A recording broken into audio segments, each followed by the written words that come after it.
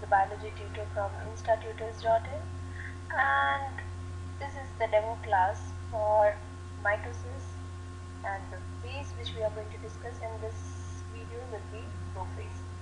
Now, as we all know, mitosis consists of four main phases, that is prophase, metaphase, anaphase and telophase.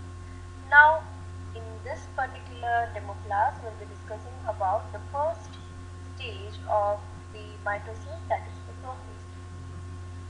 Now, let us see what happens during the prophase stage of the mitosis.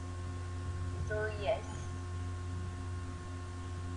the prophase stage starts with the chromosome condensation and the formation of the chromatids. The condensation of the chromosome, and what is the condensation of chromosomes? So I'll show you on this whiteboard.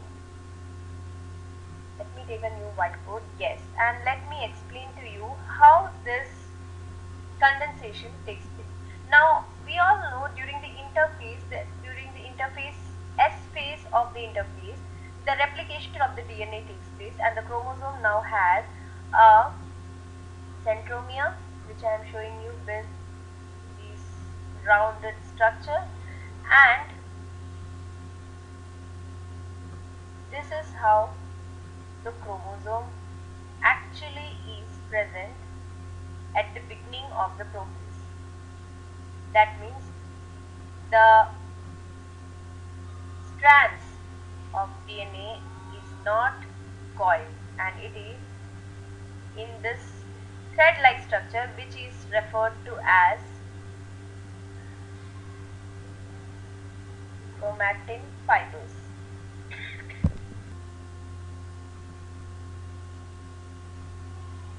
So these are called as the chromatin fibers. So this is how the chromosome is present at the beginning of the prophase inside the nucleus. Now, by the end of the prophase, due to condensation, that is the coiling of these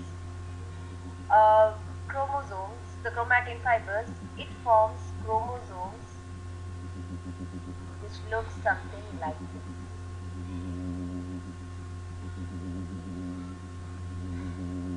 Again, I'll show you the centromere in the form of this rounded structure. Let us fill this up so that it becomes more clear. So this is how by the end of the prophase, the chromosomes get condensed, and with the chromosome formation of the appearance of the two chromatids and a centromere, which we discussed on the whiteboard. After this, now the next thing that is required to be done is the formation of the centrosomes and the asters. How does this take place? Now, inside the beginning stage of the prophase, what happens? The centrosome formation is the important part of the prophase stage, because the centrosomes are important in the formation of spindle fibers. So how does the centrosome form? It is by the pairing of two centrioles at a 90-degree angle. So what happens as the process goes on?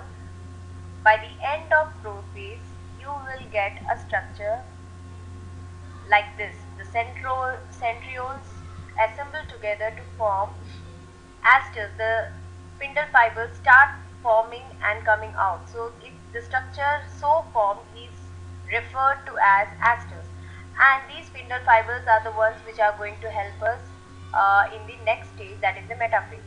And what else can you see in this picture which is different from the early prophase? Yes, you can see that the nuclear membrane is not visible now.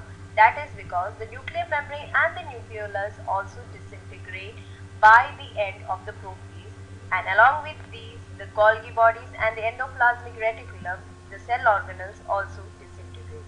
So by the end of the prophase, the cell undergoes mainly these changes, that is the formation of the asters, condensation of the chromosomes, formation of the spindle fibers, and the disintegration of cell organelles and nuclear membrane and the nucleolus.